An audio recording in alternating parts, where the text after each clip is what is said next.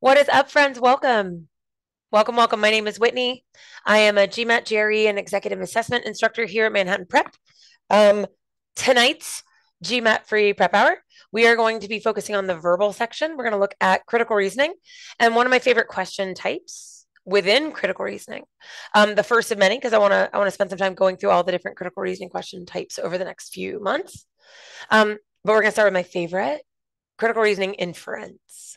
Um, I'm putting earliest the critical reasoning questions that I find that most people misunderstand and so often get wrong, uh, not because they not because they're hard, but because people aren't always entirely sure how to handle them. Yeah. So let's get going. Here we are. Let's go. So let's talk about the inference, right? Family of critical reasoning. So a couple of little things that we'll be talking about tonight. One, we'll get kind of an intro to critical reasoning, very, very brief. Just want to kind of make sure everybody's on the same page. Where does it fit in the test? And what is a critical reasoning question? Quick outline of the various critical reasoning question types that we will eventually be going through. And then our deep dive this evening is a focus in on critical reasoning inference. So as a friendly reminder, the verbal section of the GMAT focus, right? So the current, now that we're sitting here 2024, right? June 12th, 2024. The verbal section is 45 minutes long under standard timing with 23 questions. So just shy of 2 minutes per question. And it's made up of two different question types, critical reasoning questions and reading comprehension questions. And I'd say that it's roughly balanced. It's about 50-50. So both of these question types count about equally. Yeah, so they are both heavy hitters. Reading comprehension are the big long passage with multiple questions, right? So generally 3, but maybe 4 questions per passage. Critical reasoning, however, are individual passages with a single question. Now, our goal is to spend about 2 minutes per problem on critical reasoning. And then we're going to move a little bit faster on reading comp questions because we'll have to invest some time up front to read them. Yeah. So we'll be working on questions tonight. I'm going to give us a little bit more time than that 2 minutes, just so that we can have a little bit of time to kind of think about this new question type, especially if it's one that you haven't, spent a lot of time working on, right? But let's do it. Let's go. So inside the family of critical reasoning, critical reasoning questions themselves will look a little bit like this. So there will be kind of a paragraph at the top that would actually have real words, not our lorem ipsum. And so the piece at the top, right, is the argument. An argument often makes a point or proposes something or advocates an idea. The only thing you really have to know is general knowledge. So you don't actually need to know anything about the topic, which is great, right? Now, the argument type that we'll be doing tonight is a little bit different. It won't always make a point or propose or advocate something.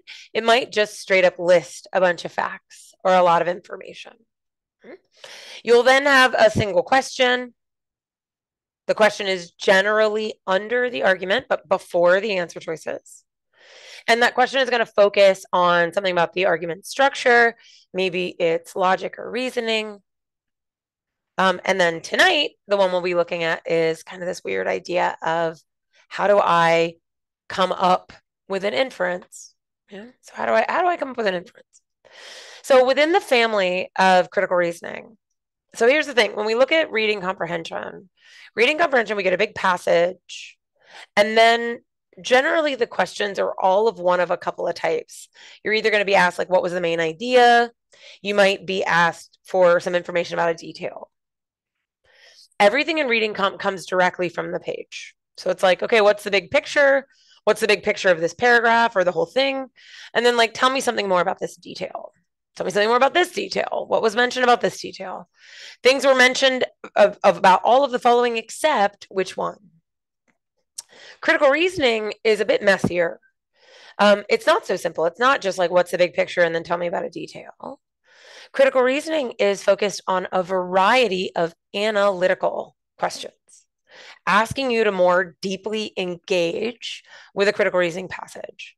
So one way to think about that I like to think about the difference between reading comp and critical reasoning is that reading comprehension is really testing what kind of researcher you are.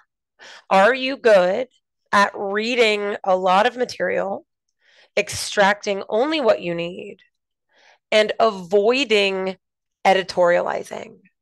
What I mean by that is, can you pull details from research without putting your own voice in there? Because it's really important that we can do that. It's really important that we can quote sources.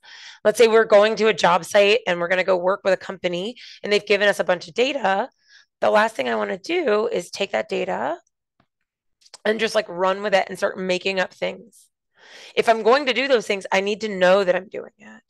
So the idea of reading comp is, can I read without adding my own information in, without putting opinions or stretching what I just saw or what I read? Critical reasoning is quite different, in fact. Critical reasoning is all about reading something quite short and then determining whether I can analyze it. Right. So they ask a lot of different types of questions because there are a lot of different ways that we can analyze the information that we read. And so over the coming sessions, I'm going to cover all of the different critical reasoning question types. So tonight, we'll start with this idea of inference. So you might be given a passage, a little paragraph, and you're asked to draw your own inferences from it. You might be given a little blurb that involves some sort of paradox or discrepancy, right? Where there are facts, but they seem to conflict. And your job is to try and figure out, how is that possible? What new piece of information would allow these two seemingly opposing facts to exist simultaneously? In other words, how is this not paradoxical? We then have like kind of a big family of questions that all get at the holes in an argument, right? So when we think about an argument that's trying to draw a conclusion or make a claim, right? They're trying to sell you something. Generally, there are holes in that argument. There's missing information. They don't tell you everything. And so when we're given those types of arguments, we might be asked, hey, what is an assumption that this argument depends upon? Or given the holes in the argument, what would you need to strengthen it? What would we need to weaken it? Or what information would I need more of to even just be able to evaluate it?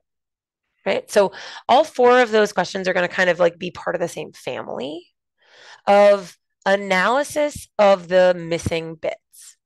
Yeah.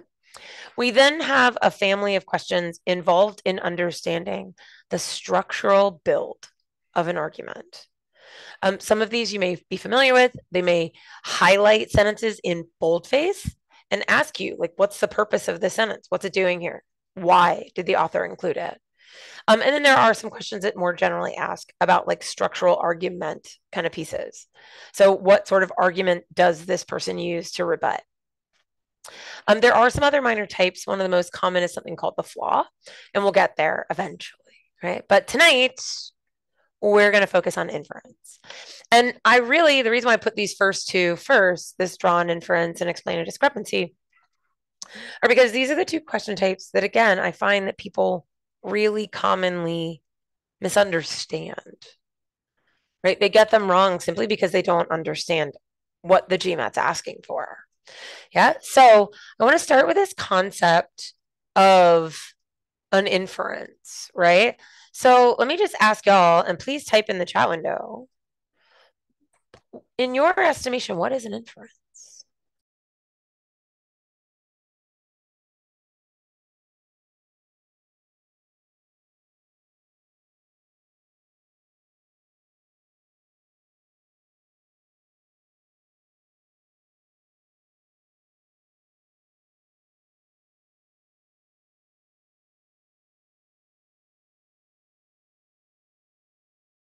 Okay, so I've got a guess that's like, okay, making an assumption based on a given fact.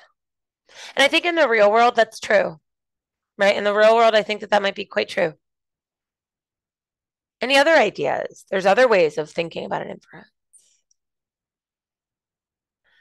An assumption that someone doesn't like something based on their response. Okay, like an inference could be that. We could be making assumptions about what a person does or doesn't like. Does anybody know a synonym for the word inference? You might be surprised to learn a synonym for the word inference.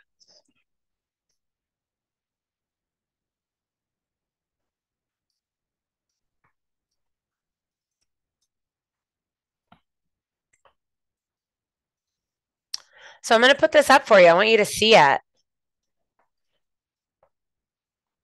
Notice what the synonyms, if you will, for the word inference are. Right? So some of you mentioned assumption. I think in our common speech, that often gets kind of tangled in there. But what I really want you to notice is that an inference is a deduction or a conclusion. Now, in the real world, we often draw a conclusion, and that's what I want you to start to think. When you see inference, I want you to think conclusion. So when we start to conclude things in the real world, we often include assumptions. But I want you to be really careful because when we look at this list of things, an inference and an assumption are exactly the opposite. An inference is a conclusion that we draw based only on facts. Okay, so an inference, it's a conclusion that we draw based only on facts.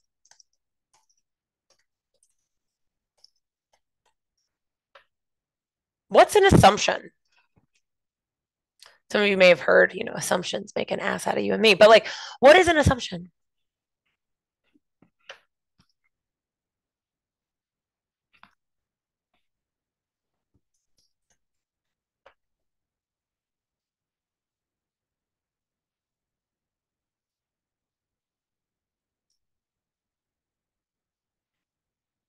It's a belief, it's a hypothesis. I want you to check out the first definition for assumption. This one right here. It is a thing that is accepted as true or certain without proof. An assumption in the world of the GMAT, when we think of it, is an unstated belief.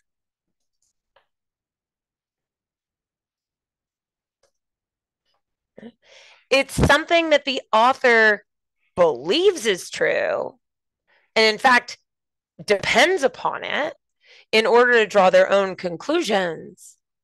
But it's something that our author has no proof of, right? Or has given us no proof of. So this is going to be very, very different because when we are asked to draw a conclusion or an inference, our job is to base that on facts alone. So let me give you like a really silly example. So imagine if I told you that my favorite flavor, or actually, I'll give you a better one. Let's say I was meeting you for lunch. Yeah.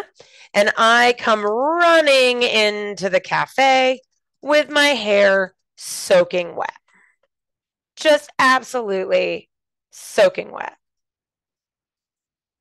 What sort of conclusion might you draw?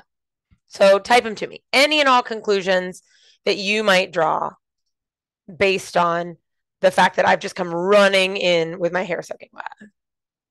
I love it. That it's raining outside.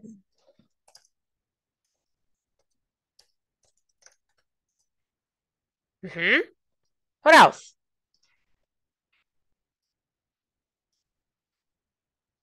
Maybe I got sprayed by a sprinkler.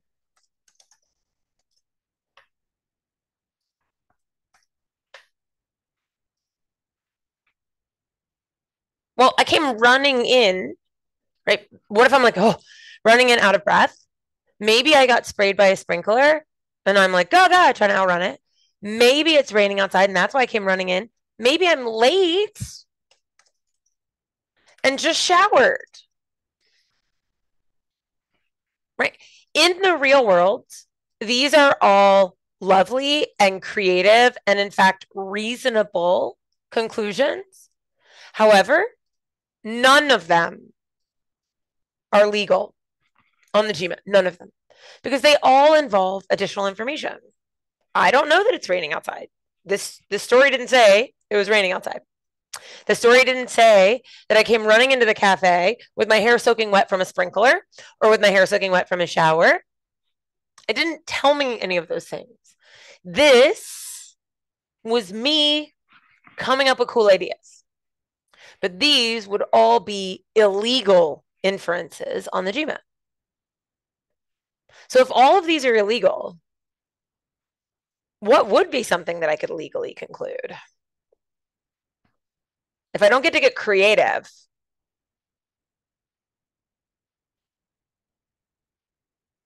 yeah, there it is. A great idea is my hair is not dry. Yep, that's legal. Another one, I was outside the cafe at some point. Super dull, right? These are extremely boring. Extremely boring. But the key here is that when we're dealing with an inference, we're dealing with a conclusion that we draw based only on the given information. If a question starts asking about assumptions, what they're asking for is like, hey, the author who came up with the conclusion, what sorts of things did they fail to mention? What sorts of things must they believe to be true, but haven't defended, haven't expressed? Yeah? Okay. So we're going to build up and then we'll do some real examples. One thing I do want to ask you, though, is if a question, so if you ran into a question that asked you the following,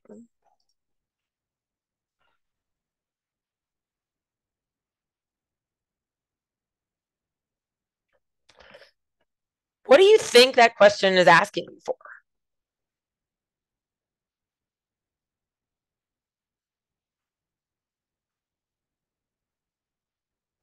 Because that's weird language. Which of the following is best supported? Is that strengthen?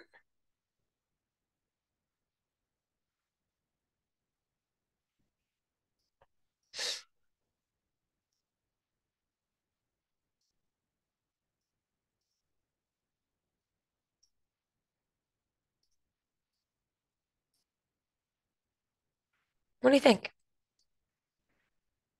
It can be easy to confuse some of these questions because they're not always written in the most lovely of ways. So we'll see some examples, but which of the following, that's going to be an answer choice. So which of these is best supported by this statement above? In other words, this statement is going to lead to this conclusion. The language of support often shows up in an inference question. What we have to think about is I'm looking for an inference when everything I was given leads to an answer choice. Okay, so that's the crucial piece here, is that an inference question, if it doesn't just say which of the following conclusions or which of the following inferences, okay, if it doesn't say the word inference or conclusion in it, I just have to make sure what's happening here. Is everything that I just read supporting and driving towards this answer choice? If so, then that answer choice is a conclusion. So I want you to try kind of a simple one. Here is the single statement. So I want you to take this statement for a second.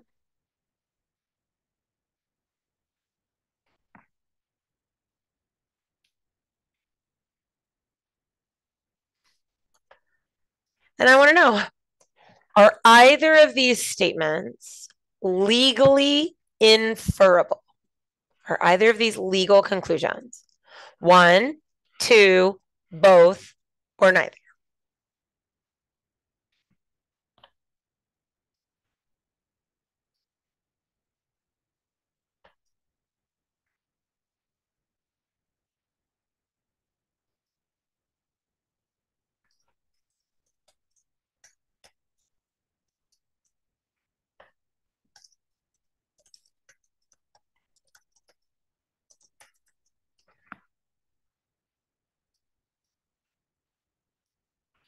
Beautiful. So why not the first one? I agree with you. The second statement absolutely is inferable because if what I know is that analog brakes are more effective than standard brakes, then standard brakes are less effective than analog brakes. But why not the first one? What's wrong with the first one? Like what's the first one? What's the problem? Why can't I conclude the first statement?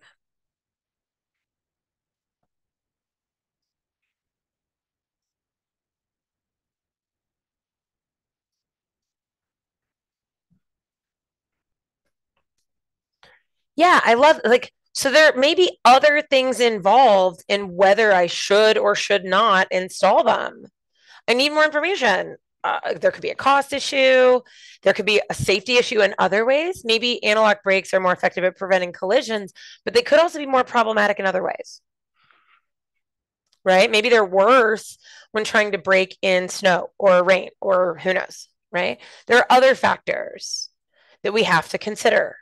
And so the first statement is something I cannot infer. Beautiful, not a legal inference. All right, I want to try another. This time you have 4 answer choices, 1 through 4. And I want to know which, if any, right? Like, so which of the following inference or inferences, I should have said S here. I have a little typo, my bad. Which of the following inferences can be most reasonably drawn given the information above? So it could be all of them, it could be some of them, it could be none of them. So I just want to know which one.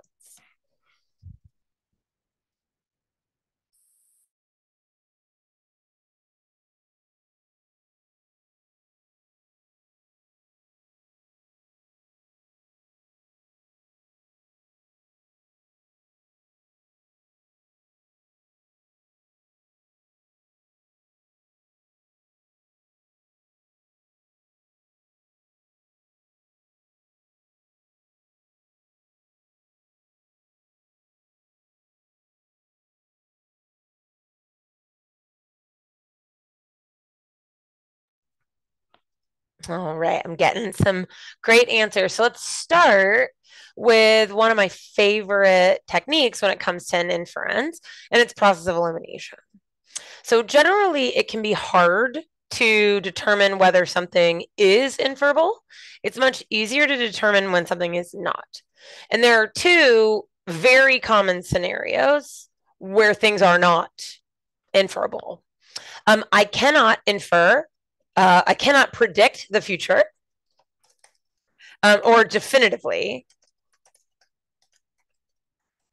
predict the future. So if they said the price of gasoline might continue to increase over the next 5 years, sure. Might would be fine.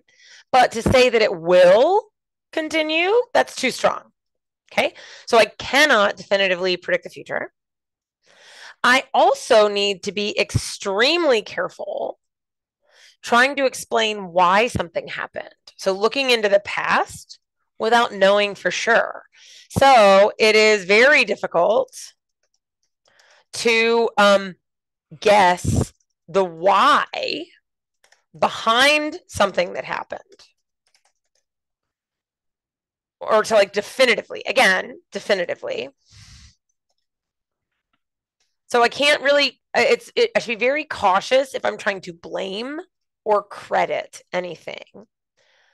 And then both of these should highlight the third is I need to beware of anything overly strong without proof. So if they say things like always or never, and there's no proof of that in the passage. But let's look at the other 2. The other 2 are mathematical in nature. I was told that the price of gasoline has steadily increased over the last 5 years. That means that 5 years ago, it was less than it is now. I can infer that. The first one is inferable. Number 3, well, how do I calculate the amount of money spent on gasoline? Well, that's price times quantity. And if the price is going up and the quantity is going up, then the overall total is going up. Now notice it's on the aggregate. There is more money being spent on gasoline, right? I don't know about individually. Individuals might be spending more. Who knows? So y'all are exactly right. We are going to eliminate one and or keep 1 and 3 because those are both inferable. We're going to eliminate 2 because it could be because people are driving longer distances. It could be because people are just driving more often, shorter distances, but more frequently. Maybe there are just more people driving. Maybe cars are less fuel efficient. Who knows, right? And while the real world might say that the price of gasoline will continue to increase, we don't know that that's true, right? We don't know that that's true. All right. So let's go one more before we do a full example.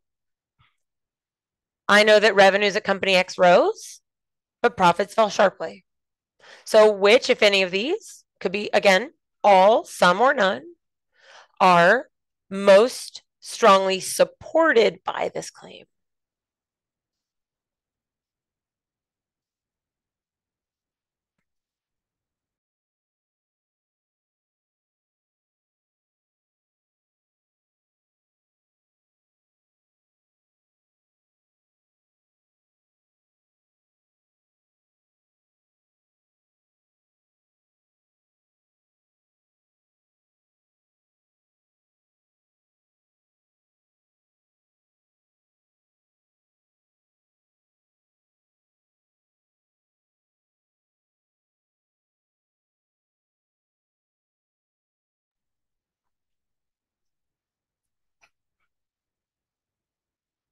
Lots of guesses in so far. If you haven't given me a guess, do.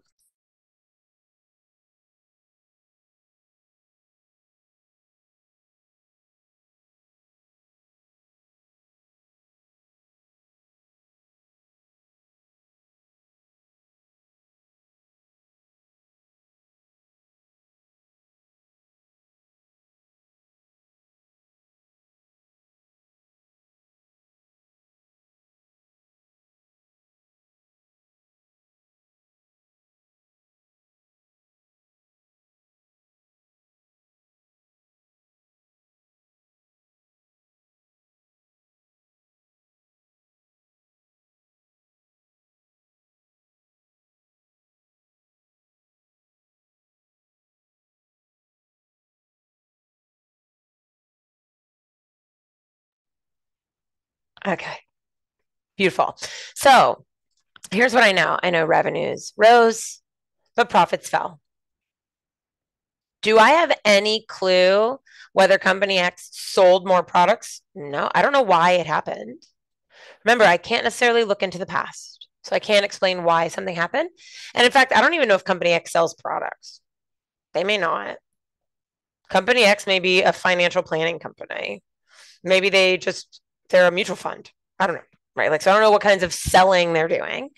And again, I don't know why. Do they pursue as profitable? I don't know that that's true. But I do know that if profit as a fraction of revenue, if revenue rose but profits fell, then the entire fraction is getting smaller. And so we can verify that number 3 is true. Okay, so I'm going to give you a real problem, or our take, right? One of our takes on a real problem. And so what I want you to do is we're going to do this first one together in the order that I'm going to suggest you approach critical reasoning questions. So your first job when a critical reasoning question hits the screen, and you'll know it's critical reasoning because reading comp will have the passage on the left and the question on the right. They'll be side by side. Critical reasoning, the argument will be on top, the single question will be on the bottom, on the real exam. Okay, on the real exam. So when a critical reasoning passage hits the screen, your job is to read the question first so that you can understand exactly what it is that you're going to be asked to do.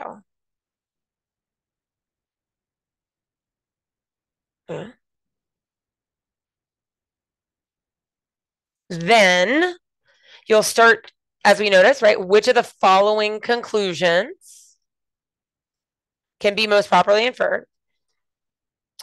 I'm going to read the argument and purely try to catalog the facts.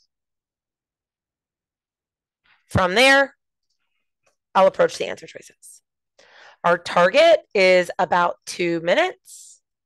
And so I'm going to put on the board, I'll set a timer counting up. And then that way I'll cut us off at about like the 3-minute mark.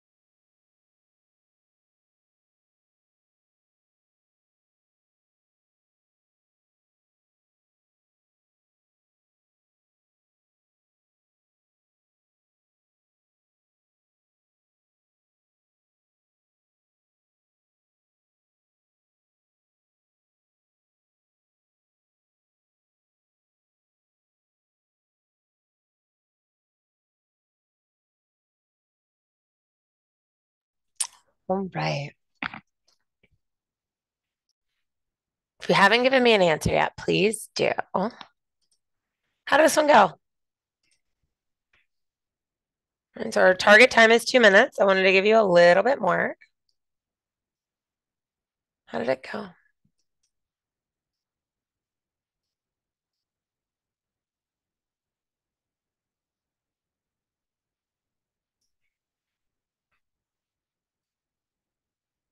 All right, so let's take a peek through.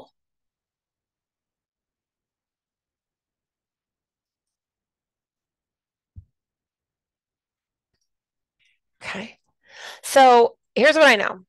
Government restrictions have limited the amount of stem cell research that companies in the US can conduct. Because of that, many scientists have gone to other countries looking for, signing long-term contracts over there and with foreign companies. However, recently Congress has proposed lifting all restrictions on stem cell research. I'm going to write down A, B, C, D, E on my paper, and I'm going to use a process of elimination. So at least some foreign companies that conduct stem cell research work under fewer restrictions than some United States companies do. I mean, that feels very mm, sort of like neutral. It doesn't feel strong, doesn't feel really opinionated. I can't think of a great reason to eliminate, so I'm going to leave it. B, because scientists previously based in the US are under long-term contracts, there will be a significant influx of foreign. I can't predict the future. I don't know what's going to happen, especially not definitively there will be. I can't do that. Oh gosh, in all parts of the world, stem cell research is dependent on the financial I have no idea. I have no evidence for that. I don't know if that's true. In the near future, US companies will no longer be. Well, first off, I don't even know if US companies are currently at the forefront of stem cell research, much less what's going to happen in any future. So, no clue. And if restrictions on stem cell research are lifted, many of the scientists previously based in the US will break their contracts and return. I don't, I mean, maybe, but I cannot predict the future so definitively. So I'm going to choose the most neutral. It must be the case that at least some, meaning more than zero, foreign companies have to work under fewer restrictions, or else why would these US scientists have moved? So our goal is to look for what can't I prove, right? What is something I cannot prove? So let's try another. I'll set a timer. Pull in your answer when you've got it.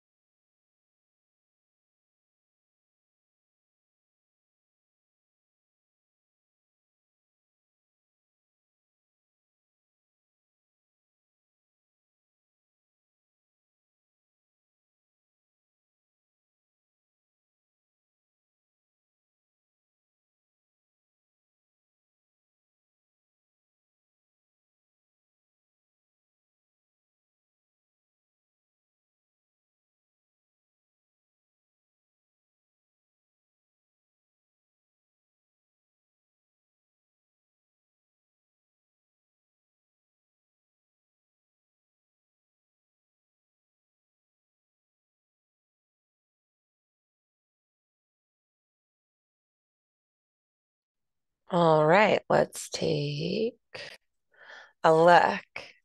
Here's all I know. I get a bunch of information about federal law. Basically says I'm not allowed to own a plane. I can't own a private aircraft and have my company reimburse me if I use it for business travel. So I can't go out and buy a plane. Be like, well, I took the plane to this business meeting, so give me all the gas and the whatever for it. Not allowed. Therefore, a lot of companies actually buy the aircraft themselves and then, right, put my employees on them. So the vast majority of business aviation fleet is owned by small and mid-sized businesses, and flights are strictly for business purposes, with mostly mid-level employees on board. Great. And it says that these companies and their board of directors are in full compliance with the law and with what is best for their businesses. Now, I'm not here to evaluate that. I'm here to take all of this as fact. So if the statements above are true, which of the following can be most properly inferred? Do I know that this federal law costs businesses money? I have no idea. I mean, you may know something about this, but I certainly don't know it from this argument. Do I know if most executives would rather do? I don't know what people would prefer. I have no idea.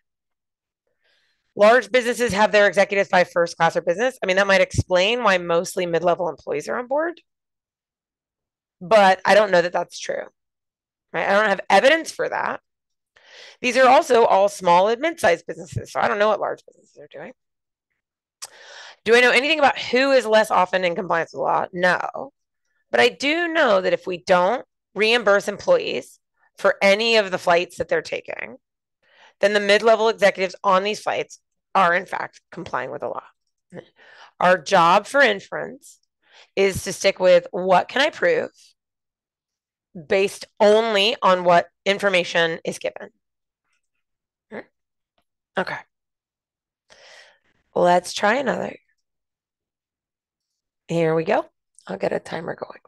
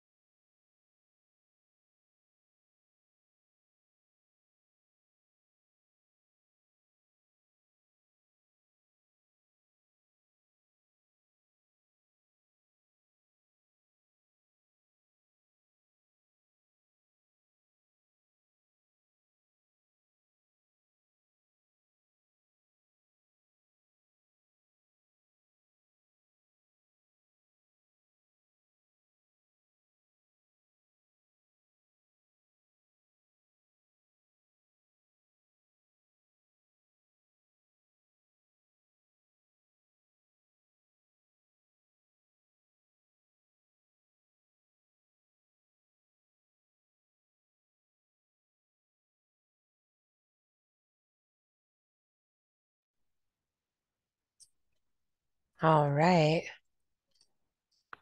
So we learn about a new law that's going to let police officers pull people over for not having a seatbelt on, even if nothing else, like there's no other reason to pull you over.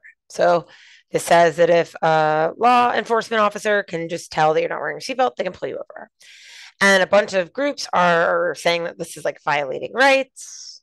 And law enforcement groups are countering this by saying, whatever, we're going to save a bunch of lives. Worth it. Right? Super worth it. So now I'm going to move to my answer choice to see what I can prove. Prior to the click it or ticket law, motorists could not be stopped simply for not wearing a seatbelt. Well, if I came running in and my hair is wet, I can certainly conclude that my hair is not dry. So it does say that it's a new law Motorists can be pulled over and ticketed for not wearing their seatbelts, even if no additional driving infraction was committed. That would imply that this new law is this idea that we don't have to have some other driving infraction. So A seems likely, but I'm going to leave it. I'm not going to make a call. B, does it violate current search and seizure rules? I don't know. I'd have to be a lawyer, and I'm not. Do I know if similar laws have been effective? Nope. No clue. Do I know if the previous laws were ineffective? Nope. No clue. And do I know who should be determining? No, none of this tells me who should be in charge of this decision. And so I can't really fight with A. A stays on the board. Nicely done, y'all. Nicely done. How are we feeling? How are we feeling? Okay, great. Then let's try another. Here we go.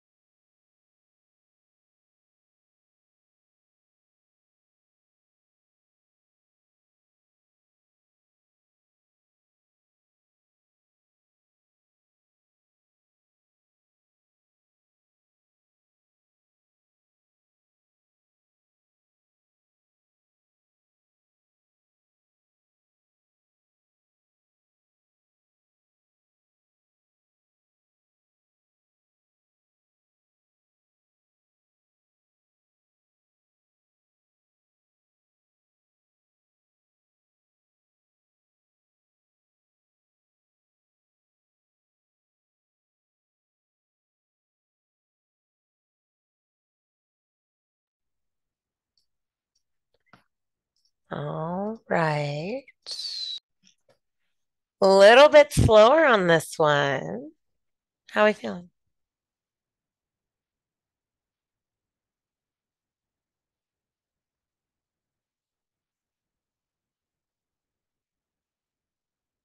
How'd this one go?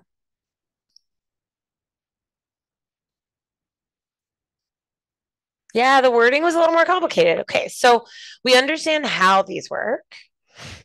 Now we want to start to think about like what happens when the wording gets less clear, gets a little more confusing.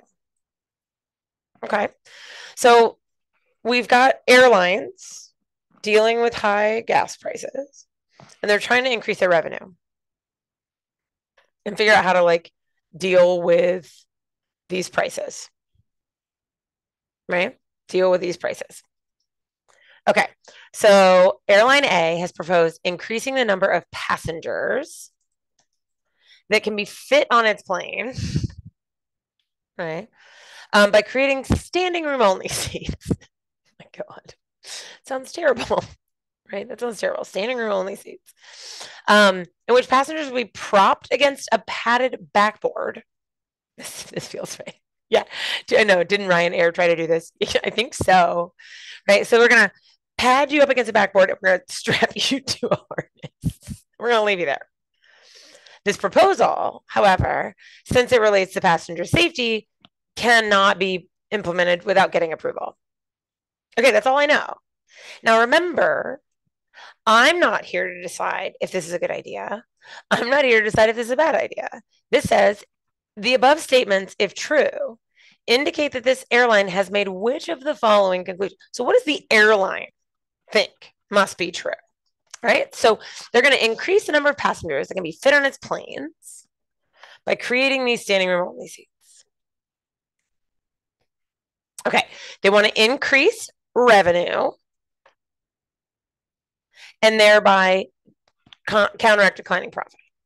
So it seems that in order to increase revenue, they want to put more people on the plane. Okay, so A, the addition of standing room only seats will generate more revenue than what it would cost ensuring that these seats meet safety standards.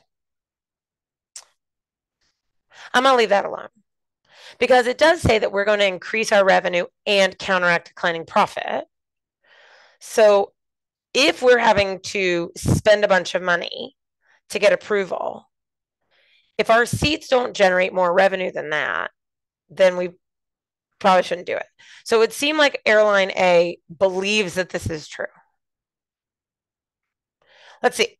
Do we know that the FAA is going to approve airline A's proposal? I have no idea. Right? They haven't made the conclusion. Right. They've proposed, right? They haven't started doing it, they've just proposed.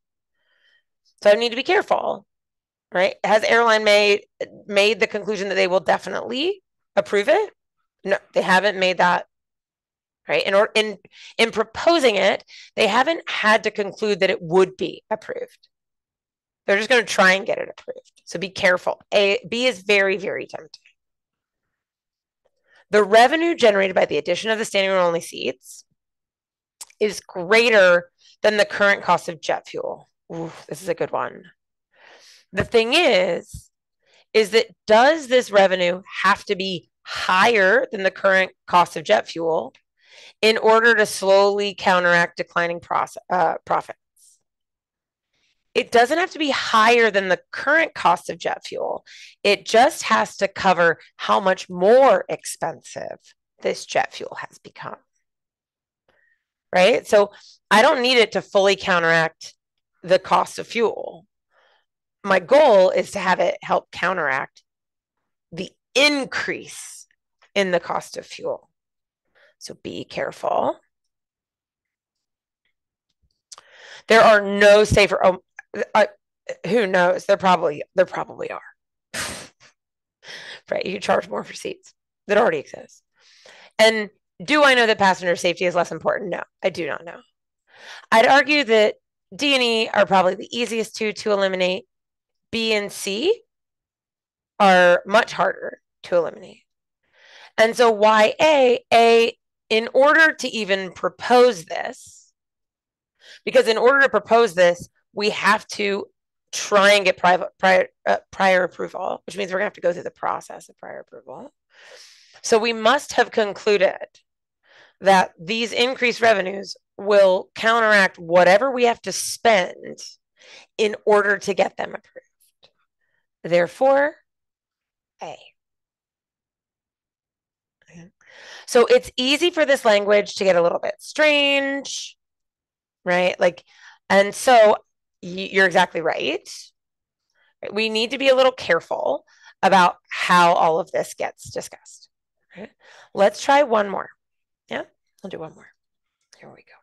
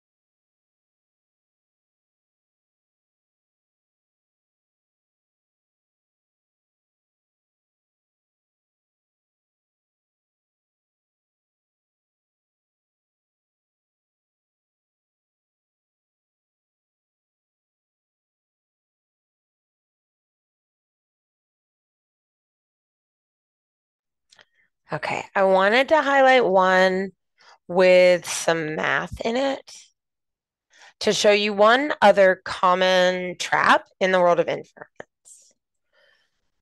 So the chemicals division, we get information about how much three different divisions of a company spend on marketing. Chemicals division spends 4% of its budget. Consumer products division spends 35% of its budget. And the machinery division spends 2% of its budget. Now we have to be very careful. I always want to remind myself that a percent is not a number. So just because the chemicals division only spent 4% of its budget doesn't mean that it spent less money than the consumer products division. If the chemicals division is massive with a gigantic budget, 4% of a massive and gigantic budget might be more than 35% of a small budget. So anything that talks about how much we spend specifically when comparing these three divisions with one another, we can't conclude. I have no idea which division actually spent more money. The consumer products division spent a higher proportion of its budget, but I don't know that it spent more money. Similarly, I don't know, right, that the chemicals division spent 100% more on marketing because I don't know how much any of them actually spent. So because percent of something depends on how big those things are, I can't say something about the actual dollar amounts spent in these three relative to each other. Now, I have no idea what sways consumers. I have no clue. Not a clue what sways a consumer. So we're down to the last two. The company's overall spending on marketing. Well, that would be true if I knew that my chemicals, consumer products, and machinery divisions were the entire company. But I have no idea. I don't know what other divisions there are and how much those other divisions are spending. And so I can't assess D. So then why is it that C works? Because if we think about it this way, if I take, 4% of the chemical division, get a little percent in there,